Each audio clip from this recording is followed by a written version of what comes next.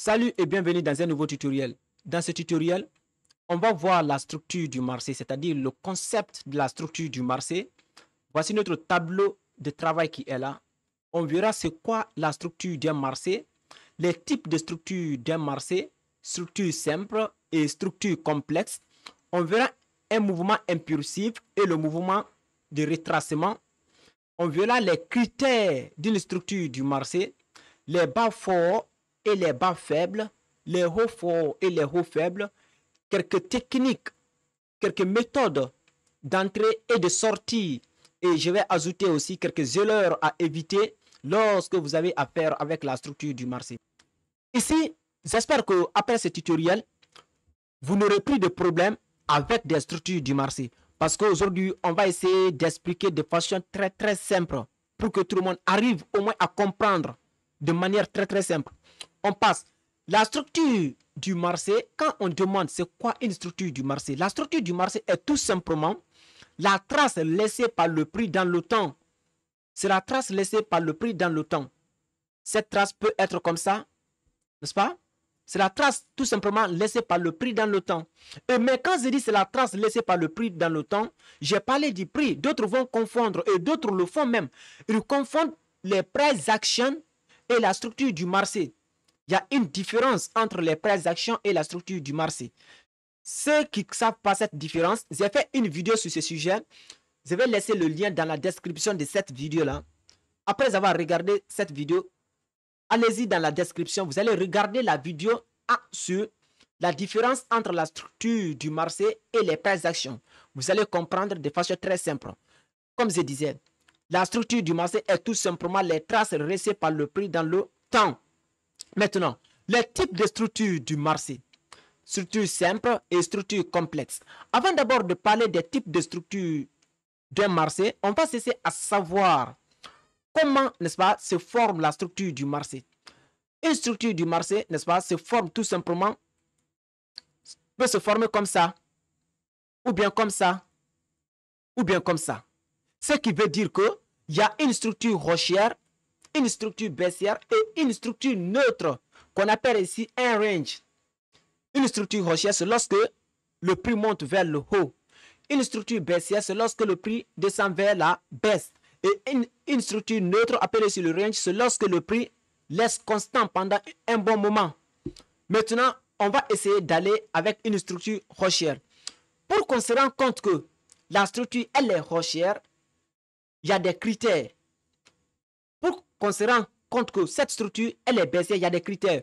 Pour une structure haussière, c'est lorsque le marché fait des pics, c'est-à-dire des hauts de plus en plus hauts et des bas de plus en plus hauts. Dans une structure baissière, c'est lorsque le marché fait des bas de plus en plus bas et des hauts de plus en plus bas.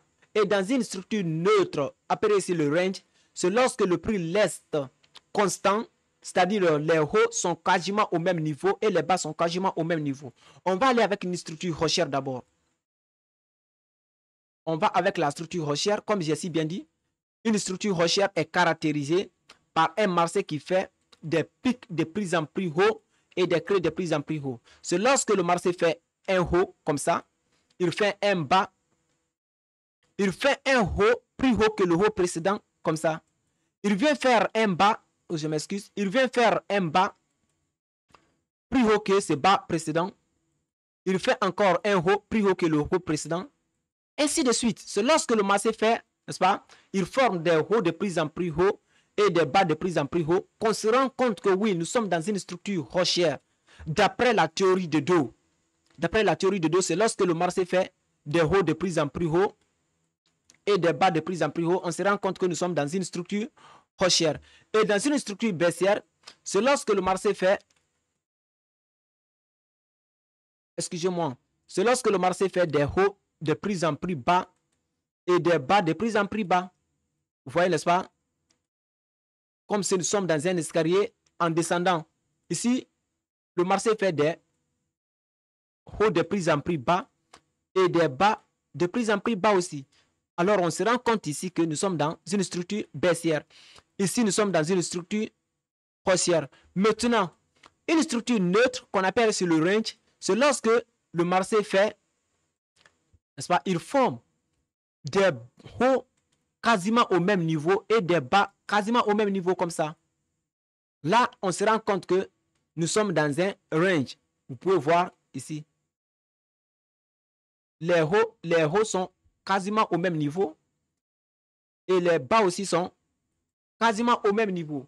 Là, une structure haussière caractérisée par les hauts de plus en plus hauts, les bas de plus en plus hauts. Structure baissière caractérisée par des hauts de plus en plus bas et des bas de plus en plus bas. Et structure neutre par des hauts quasiment au même niveau et par des bas quasiment au même niveau qu'on appelle ici le range. Maintenant, ici, on va parler de l'impulsion, le mouvement impulsif et le retracement. Ici, avant d'abord de parler, n'est-ce pas, des types de structures d'un marché, structure simple et structure complexe, on va aller pas à pas pour que vous arriviez à comprendre de façon simple. On va parler du mouvement impulsif et le retracement. Maintenant, en parlant du mouvement impulsif et le retracement, ici, attends, je vais essayer de nettoyer ici. Ici, on va aller d'abord dans, on va prendre une structure haussière. Le marché fait un haut comme ça, il fait un retracement, un haut, il fait le retracement, c'est pas comme ça. Ici, là, toujours retenez que nous sommes dans une structure haussière. Comme j'ai si bien dit, les pics, les hauts sont, n'est-ce pas, de plus en plus haut. Le marché fait des hauts de plus en plus haut et ici aussi, il fait des bas de plus en plus haut. Alors, nous sommes dans une structure haussière. Les mouvements impulsifs vont toujours dans la même direction avec la direction du marché. Vous voyez, nous sommes dans une structure haussière. Alors ici, ce mouvement-là, c'est le mouvement impulsif. Ici aussi, c'est le mouvement impulsif. Ici encore, c'est le mouvement impulsif. Ici. Maintenant, ici, là, c'est ça qu'on appelle ici le retracement. Ici aussi, c'est ça qu'on appelle le retracement. D'autres peuvent appeler ici le pullback. D'autres peuvent appeler tout simplement le pullback. Le retracement là. D'autres l'appellent le pullback. D'autres appellent ici la respiration du marché. Et vous voyez. C'est-à-dire ici, c'est l'impulsion, le mouvement impulsif. Ici aussi, c'est le mouvement impulsif. Ici, c'est le mouvement impulsif. Maintenant, ici, là, c'est le pullback. Appelé ici le retracement. C'est le pullback. D'autres vont se dire, ah, mais pourquoi le marché bouge comme ça? Ne cessez pas à savoir pourquoi le marché bouge comme ça. Le pourquoi. Tout simplement, comprenez le mécanisme. J'espère que c'est clair. Comprenez le mécanisme. Mais néanmoins, je vais essayer de vous expliquer pour que vous compreniez pourquoi le marché bouge comme ça. Lorsqu'on a, n'est-ce pas, nous sommes dans une structure haussière comme ça, le marché fait des hauts de plus en plus hauts et des bas de plus en plus hauts comme ça. C'est pas, nous sommes dans une structure haussière. Et mais pourquoi le marché bouge comme ça? Parce que tout simplement, lorsque les institutions viennent au marché pour faire leurs transactions, soit d'achat, qu'est-ce qu'ils font? S'ils viennent avec un capital de, par exemple, ils viennent avec 100 millions de dollars au marché, ils ne vont pas placer tous les 100 millions de dollars là. Ils ne vont pas acheter à la fois, n'est-ce pas, placer les ordres de tous les 100 millions de dollars là à la fois. Non, ils vont par exemple diviser par 5. 20 millions de dollars, 20 millions de dollars. Ils vont placer un ordre de 20 millions ici. Cela va faire bouger le prix vers le haut, comme ça.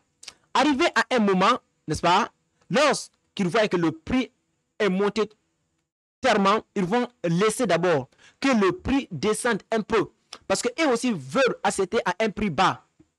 J'espère que c'est clair. Lorsqu'ils placent leurs ordres, eux qui placent leurs ordres d'achat, n'est-ce pas, et que le prix monte à un certain niveau, ils vont arrêter d'abord. Il y a aussi d'autres personnes qui ont, n'est-ce pas, déjà acheté à ce niveau. Ces gens-là vont essayer de vendre au pic ici, parce qu'ils vont penser que c'est un niveau idéal pour eux de vendre, parce qu'ils sont déjà en profit. Ils vont essayer de vendre, et le prix va descendre vers la baisse. Arrivant à un niveau, lorsque les institutions voient que vraiment c'est un niveau idéal pour eux encore de placer un autre ordre, ils vont essayer encore de placer leurs ordres ici. Cela va faire encore pousser le marché vers le haut. Il y a toujours des traders qui sont, n'est-ce pas, au marché. D'autres vont essayer de vendre au pic ici encore en pensant que c'est le niveau idéal pour eux de vendre parce qu'ils sont déjà en profit. Cela va faire encore descendre le prix ici. Mais retenez que lorsqu'ils placent, les institutions placent les ordres ici, et que le prix monte, arrivé à un niveau, ils vont arrêter d'abord les transactions. S'ils sont en train d'acheter, ils vont arrêter d'abord les achats. Ils vont arrêter d'abord pour que le prix descende un peu. Ils vont placer encore un autre ordre. Lorsque le prix monte, ils vont encore arrêter un peu. Il y a des as toujours qui vendent parce qu'il y a des traders. Ils achètent, ils vendent, ils achètent, ils vendent. Il y a des as, n'est-ce pas, qui vont encore vendre à ce niveau-là.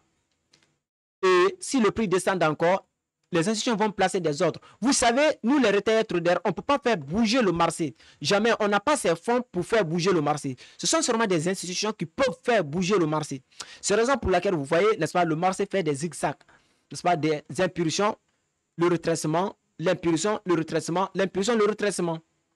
J'espère que c'est clair avec ça.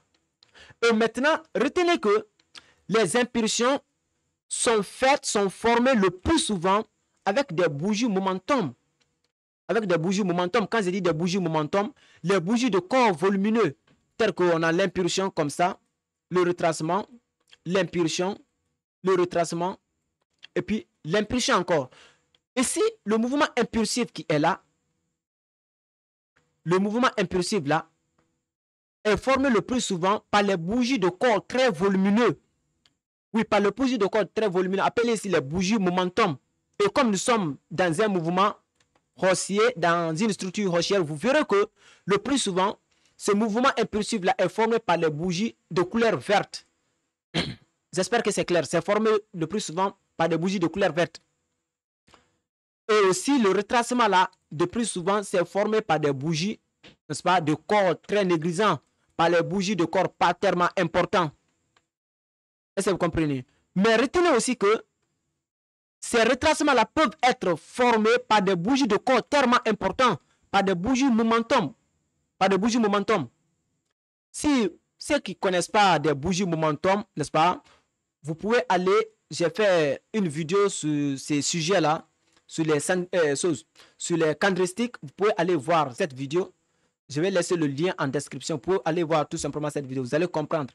Les bougies momentum, ce sont des bougies qui sont de corps tellement volumineux. Leurs corps sont très importantes.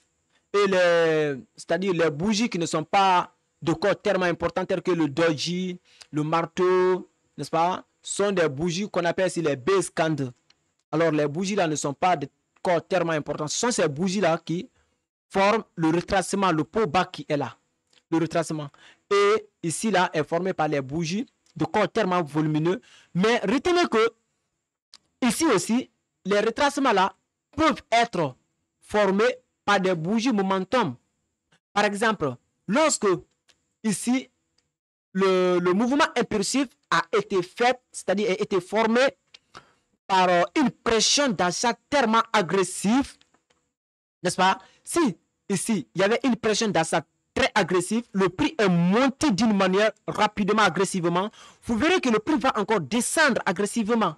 Alors ici, ce mouvement-là, c'est la formé par des bougies de corps très importantes. Et aussi, ce mouvement, le retracement-là, c'est la formé encore par des bougies de corps très importantes. J'espère que c'est clair. C'est pas seulement, n'est-ce pas, le retracement n'est pas seulement fait par des bougies, par des petites bougies, ou bien des bougies de corps pas importantes. Lorsque, ici, le mouvement impulsif est fait, est formé, n'est-ce pas, avec une pression, soit d'achat ou de vente, très agressive. Le retracement aussi, le pullback là, c'est là encore formé avec une pression de vente très agressive. Parce que lorsque le prix va, on place des ordres ici, il y a une pression il y a une pression d'achat à ce niveau-là, très agressive. Le prix va monter rapidement, de telle façon que le prix encore va essayer de descendre rapidement. Mais en montant, il aura des bougies de corps tellement volumineux qui vont se former. Et en descendant encore, il aura des bougies de corps très volumineux qui vont se former. Je dis encore dans quelques cas. Ce n'est pas dans tous les cas. Ce n'est pas dans tous les cas que ici, n'est-ce pas, qu'on voit des bougies de corps pas importants ici. Des fois encore, il y a des bougies, il y a des retracements. On voit des bougies très importantes, de corps très importantes. J'espère que c'est clair.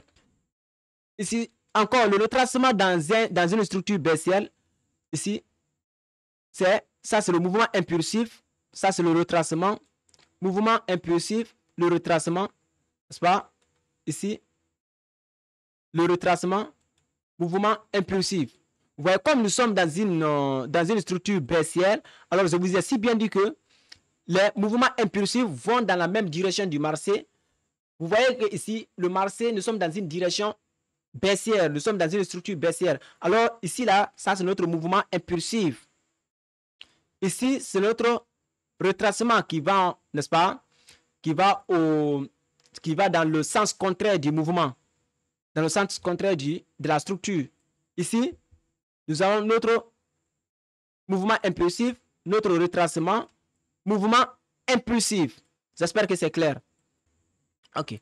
Maintenant, on va aller maintenant sur les types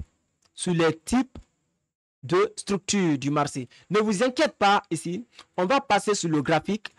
Tout ce qu'on explique ici, là, on va essayer de faire tout en pratique, de voir tout en pratique. Mais j'aimerais que vous compreniez d'abord de façon simple ici, avant qu'on ne passe sur le graphique. D'accord. On va voir ici les types de structure d'un marché. On a une structure simple et une structure complexe. Oui. Par exemple, on va avec une structure haussière d'abord. Le marché forme un pic. Il forme n'est-ce pas, un creux, un autre pic. Il forme encore un creux. Il forme un autre pic ici. Ainsi de suite. Maintenant, ici, par exemple, nous sommes dans une unité de temps de 4 heures. Ça, c'est une structure de 4 heures. Maintenant, dans cette structure de 4 heures là, lorsqu'on va descendre dans une heure, dans une unité de temps de 1 heure, dans un time frame de 1 heure, vous verrez que cette structure-là a aussi des structures internes. Ici, c'est-à-dire que l'impulsion là, ici, l'impulsion là, d'ici là, jusque là, vous verrez que il y a des structures internes qui vont se former comme ça. Vous verrez encore qu'il y a des structures internes qui vont se former comme ça. Comme ça. Et ici encore le pullback, vous verrez qu'il y a des structures, je m'excuse. Vous verrez qu'il y a des structures internes qui se forment comme ça.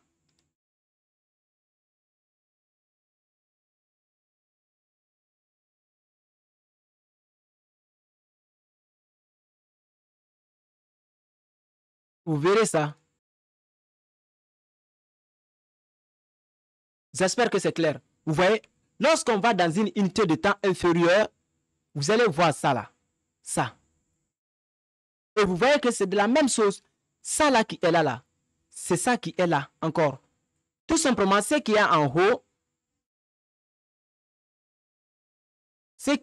ici là, c'est une structure d'une unité de temps de 4 heures. Et ici là, c'est une structure dans une unité de temps de 1 heure. J'espère que c'est clair. Mais vous voyez combien de fois ici est compliqué. L'autre là est compliqué. La structure du temps de 1 heure là, c'est très très complexe. N'est-ce pas? Mais avec la structure du temps de 4 heures là, c'est très simple. C'est très simple. Mais la structure du temps dans l'unité de temps de 1 heure, la structure là est très complexe. Mais l'autre là de 4 heures là, c'est très simple. Et vous voyez, ici, le marché, il fait la cassure de structure ici à ce niveau, cassure de structure à ce niveau. C'est la même chose encore ici. Ici, on a cassure de structure à ce niveau. Ici aussi, cassure de structure à ce niveau. N'est-ce pas? Ainsi de suite. Vous voyez, c'est la même chose. C'est que la structure simple, on la trouve dans les gros time frames. Et la structure complexe, on la trouve dans les time frames inférieurs. Et les time frames supérieurs et inférieurs, cela dépend de vous. D'autres peuvent prendre un jour d'arrêt, un jour, la structure d'un jour comme leur time frame supérieur. C'est-à-dire d'autres peuvent prendre un jour comme leur time frame, leur gros time frame. Et ils prennent 1 heure comme leur time frame inférieur.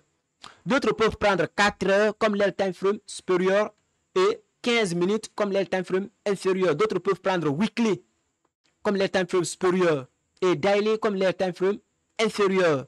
Retenez que les structures simples, on les retrouve dans les gros temps frames et les structures complexes, on les retrouve dans un time frame inférieur.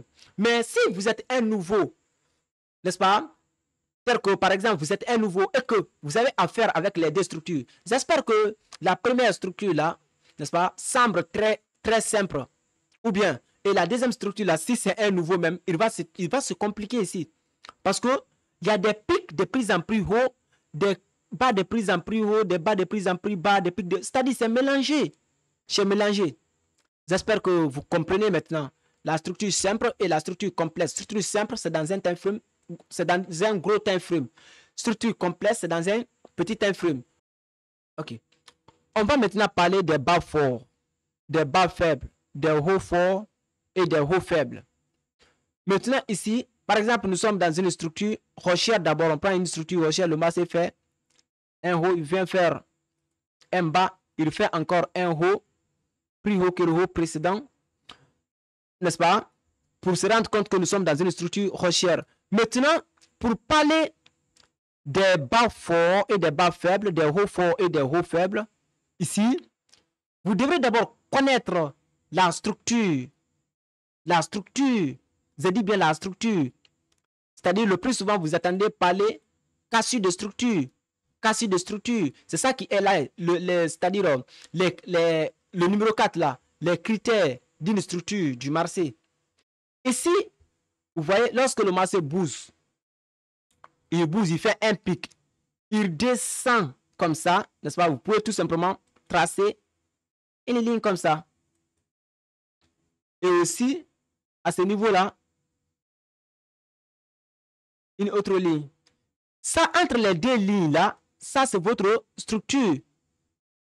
Entre les deux lignes-là, c'est votre structure, tout simplement.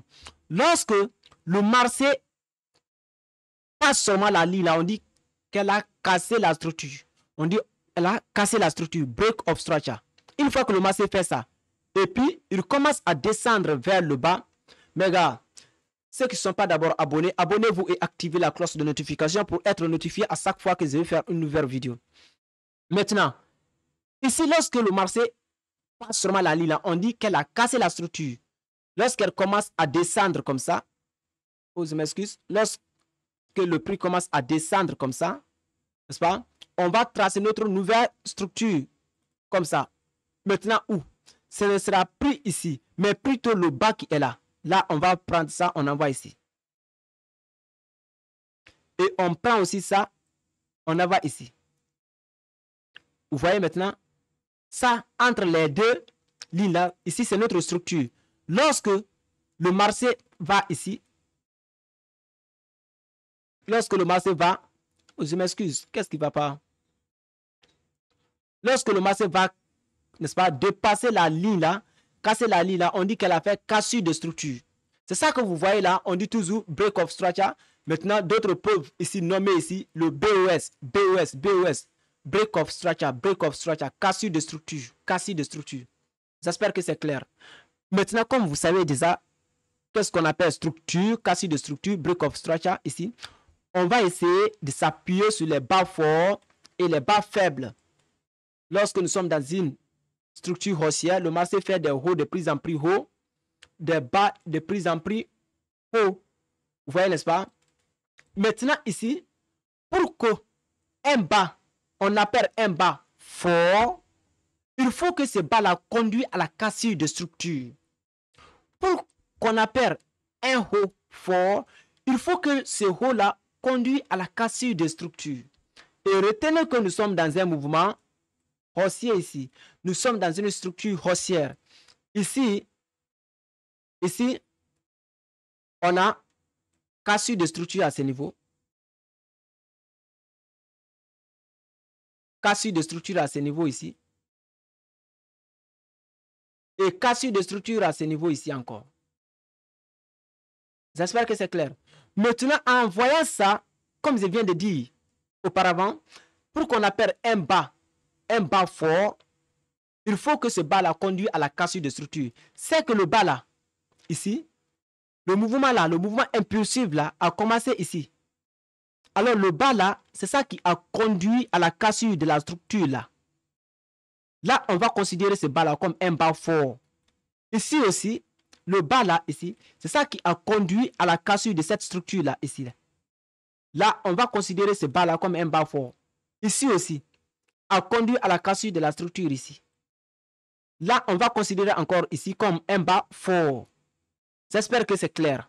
Maintenant, les pics là, pour qu'on appelle les hauts, un haut fort, il faut que ce haut conduise à la cassure de structure.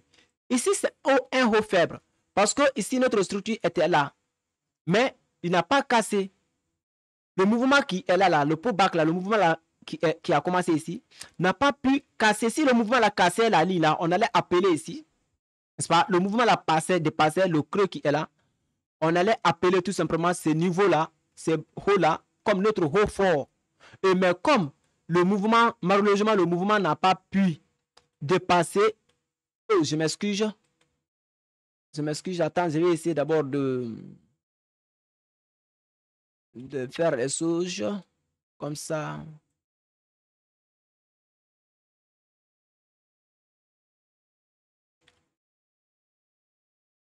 Comme ici, le mouvement qui a commencé ici n'a pas pu dépasser le creux qui est là, alors ici, on va appeler un haut faible. Et ainsi de suite. Ici aussi, le mouvement qui a commencé ici n'a pas dépassé ces creux qui est là. Alors, il n'a pas cassé la structure qui est là. On appelle ici encore un haut faible. Ici encore un haut faible. J'espère que vous comprenez maintenant. Parce que pour qu'on appelle un haut fort, il faut que le haut conduise à la cassure de structure. Si au moins ce haut qui est là, conduisait à la cassure de structure comme ça ici, là, on allait considérer ce niveau-là comme si un haut fort, parce qu'il a conduit à la cassure de structure ici. Mais malheureusement, il n'a pas conduit à la cassure de structure. N'a pas conduit à la cassure de structure. Là, dans un mouvement haussier, dans une structure haussière, les bas sont forts. Ils servent comme des sports. Et les pics sont faibles. Parce que ici, les bas sont comme si des sports valides, des sports solides.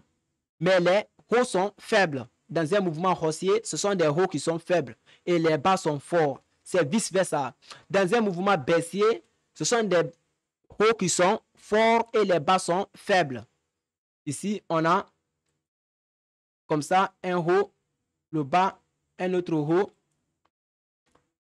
bas, n'est-ce pas? Ainsi de suite. Je vais essayer d'ajouter d'abord d'autres. Ici encore, comme ça. Maintenant, comme on peut voir, ici, on a cassure de structure à ce niveau. Ici, on a cassure de structure à ce niveau.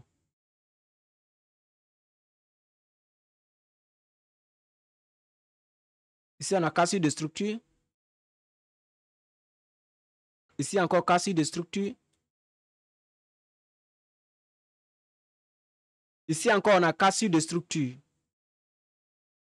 Vous voyez, n'est-ce pas?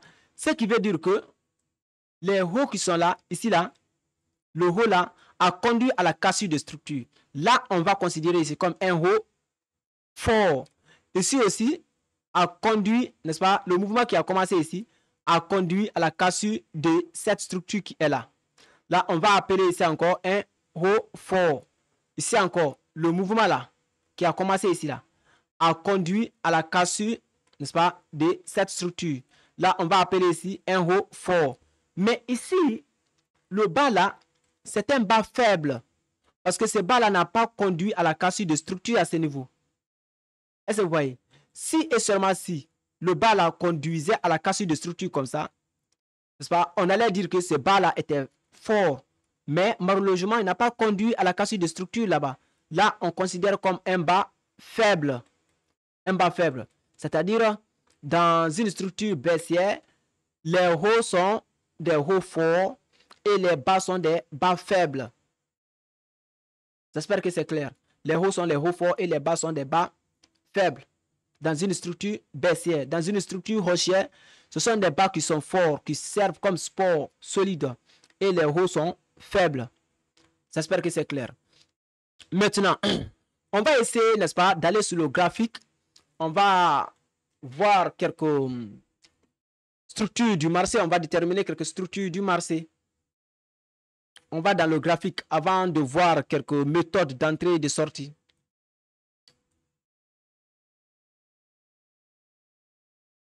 On a cassé de structure à ce niveau. Ici, on a cassé de structure encore à ce niveau.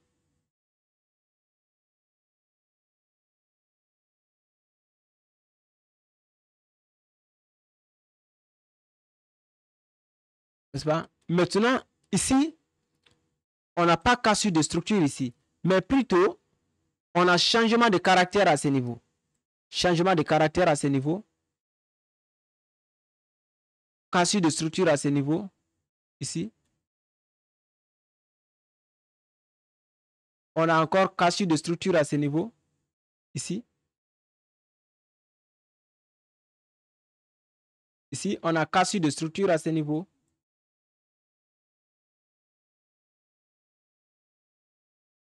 Vous voyez, n'est-ce pas? Comme on peut voir ici.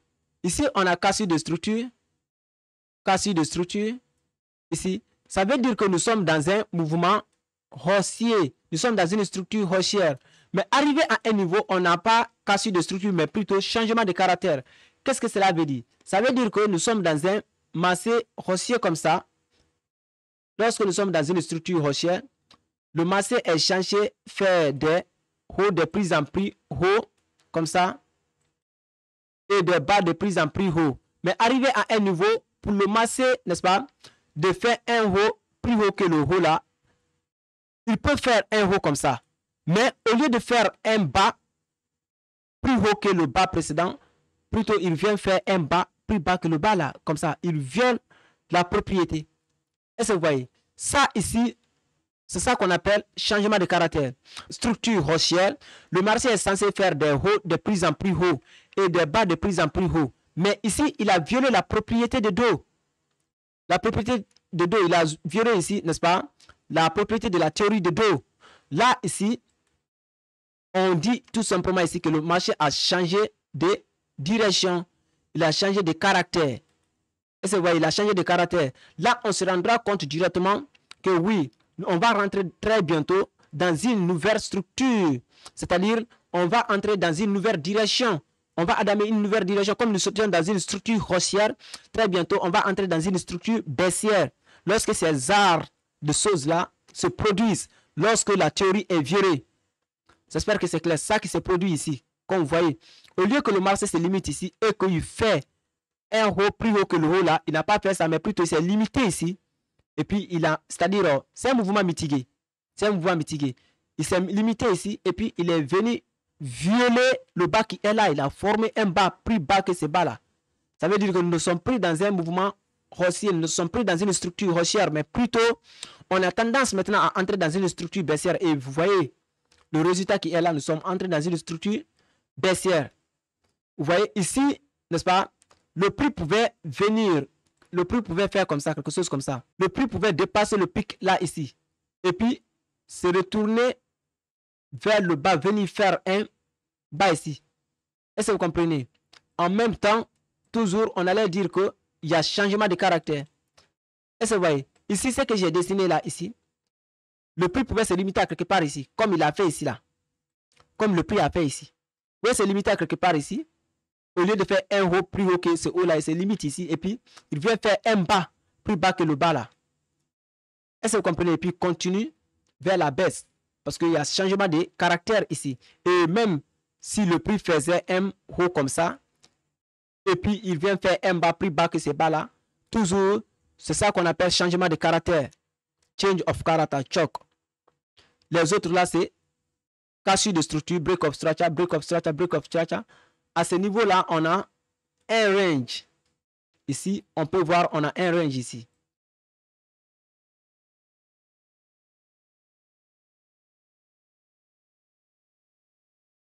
Ici, on a un range.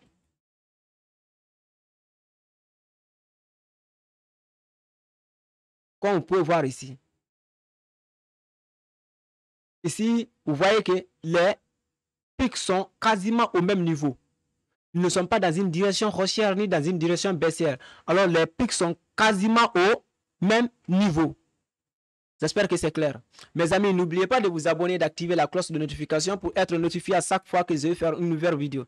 Là, on va maintenant parler des méthodes d'entrée et quelques méthodes de sortie.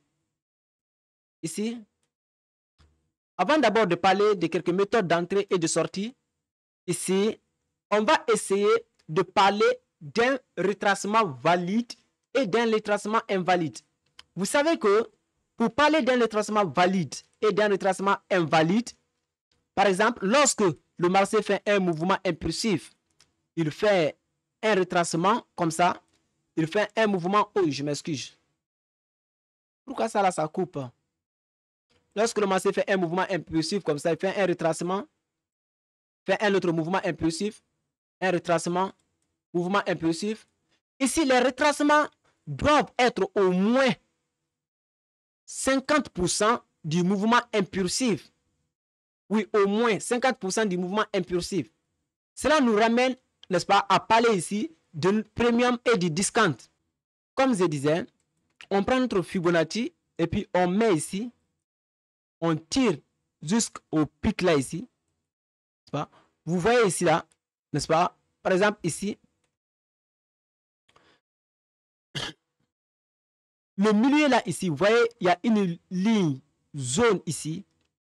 La ligne zone là, c'est ça qu'on appelle ici l'équilibrium. C'est 50% ici. Alors le mouvement, pour que un retracement soit valide, il faut qu'au moins le retracement arrive au moins à 0,382 ou bien 0,5 ou bien 0,6, il passe 5. Lorsqu'une fois que le prix passe 5 seulement, le retracement passe 5, ici, il est dans cette zone-là. Là, on peut entrer en position. Parce que retenez que le Fibonacci ici, ça là, le point d'entrée en position, c'est ici. C'est ici. On peut prendre des buy order ici, c'est limite ici ou buy limite. Est-ce que vous comprenez? C'est le milieu ici. C'est le milieu ici. C'est pas exactement 50%, mais c'est entre 0,38 et 0,61. Alors ici, lorsque vous voyez seulement un mouvement qui commence, par exemple, on a un mouvement qui commence comme ça, n'est-ce pas? Et puis, il commence à descendre. Qu'est-ce que vous devrez faire? Vous devrez prendre votre Fibonacci, comme ça. Vous mettez ici du creux là, vous tirez jusqu'au pic ici, pour se rendre compte où, réellement, pour savoir que où le marché peut créer un autre bas, où le marché peut former un autre creux. Là, cela va se passer ici. Ici, là. Ici. Oui, vous pouvez même mettre des buy limites ici. Entrer en position en attente. Ici, des buy limites. Lorsque le prix descend seulement dans cette zone-là, directement, votre position se déclenche. Est-ce que vous comprenez? Là, mais si le prix n'arrive pas dans cette zone et que le prix se limite à quelque part ici, mes gars, retenez qu'il y a quelque chose qui ne va pas. Retenez qu'il y a quelque chose qui ne va pas. Alors, le plus souvent, on laisse ce trade. Le plus souvent, on laisse ce trade. On n'entre pas en position. On laisse ça. Mais si et seulement si le prix seulement descend ici, ou bien descend, n'est-ce pas, comme ça, là, vous pouvez entrer en position. Car ici, l'intégralité d'ici, de commencer de 50 ici, jusque là, est appelé ici notre discount. Et de commencer de 0 ici, jusque là, jusqu'à 50 ici, est appelé notre premium. Alors, qu'est-ce qu'on fait? On achète dans notre discount, ici, on achète ici, et on vend ici. Là, lorsque le pullback vient se limiter dans le discount, dans le premium ici, vous n'avez rien à faire avec cette position. Oubliez ça complètement. Est-ce que vous comprenez? Mais si ça vient jusqu'à dans votre discount, vous pouvez acheter. Vous pouvez acheter. Et la plupart même, comme je viens de vous dire, la plupart des cas, dans la plupart des cas, ici, le pullback, c'est passe, n'est-ce pas, ici entre 38, 0,38 et 0,61 dans la plupart des cas. J'espère que c'est clair. Alors, pour prendre une position, pour entrer, n'est-ce pas, en position, qu'est-ce que vous devrez faire? Pour entrer en position, qu'est-ce que vous devrez faire? Par exemple, on voit ici, là, non? Ce mouvement-là. Ce mouvement qui est là, là. De ici jusque là. D'ici jusque là. Qu'est-ce qu'on doit faire? On va prendre notre Fibonacci. Par exemple, le mouvement là, lorsqu'il venait comme ça, il a déjà formé le pic là ici. On devrait déjà prendre notre Fibonacci pour cesser à savoir où réellement le prix peut former un retour et un creux. Là, on met notre Fibonacci, on tire comme ça. Vous voyez, non? Ici, le prix est venu jusqu'à 50. 50 ici. C'est-à-dire au milieu, dans notre équilibre. Là, déjà, si on avait pris une position telle que buy limite, notre position allait se déclencher et on allait être en profit.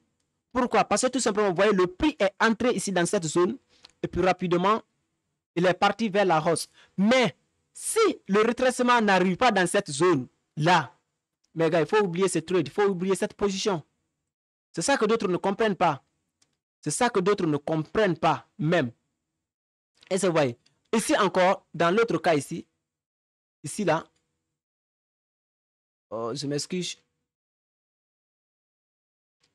Dans l'autre mouvement là ici, d'ici, ici encore, pour cesser à savoir que où le mouvement peut, n'est-ce pas, où le prix peut former un autre creux, vous devrez prendre votre Fibonacci, vous mettez ici, Fibonacci de 13 mètres, et puis vous tirez, je m'excuse, puis vous tirez jusque vers le haut ici. Vous voyez la même chose encore. Le prix est entré dans la zone d'attaque ici, comme vous pouvez voir ici. Le prix est entré dans la zone.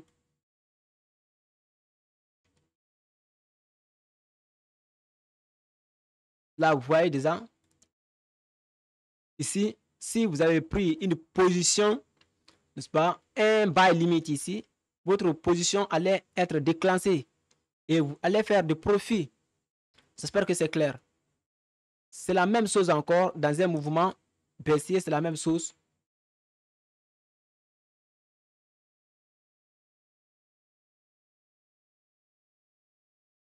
C'est-à-dire que ce mouvement d'ici, ici, là, le retracement même a été tellement ici. Oh, je m'excuse, je vais tirer un peu vers le bas. Ici.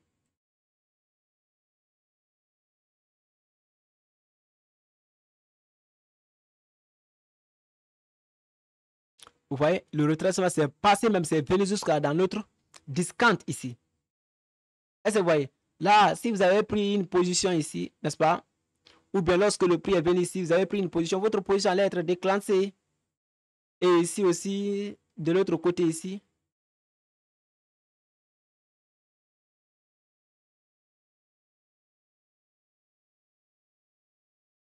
Ici encore. Vous voyez?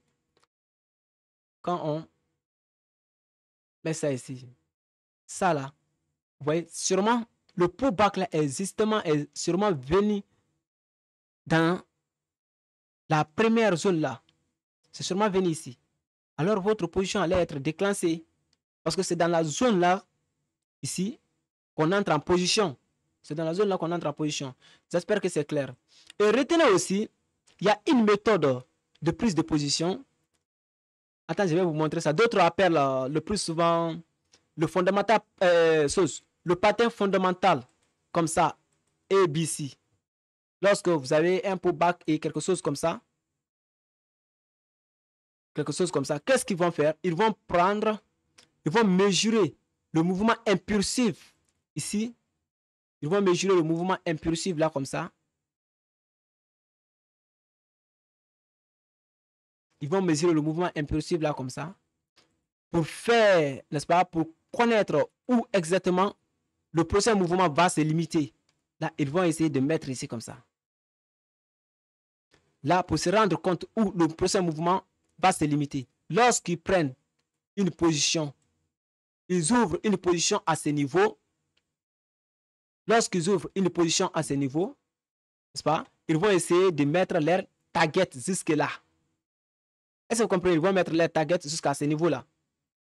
Et le plus souvent, c'est à ce niveau-là qu'il faut mettre ton target.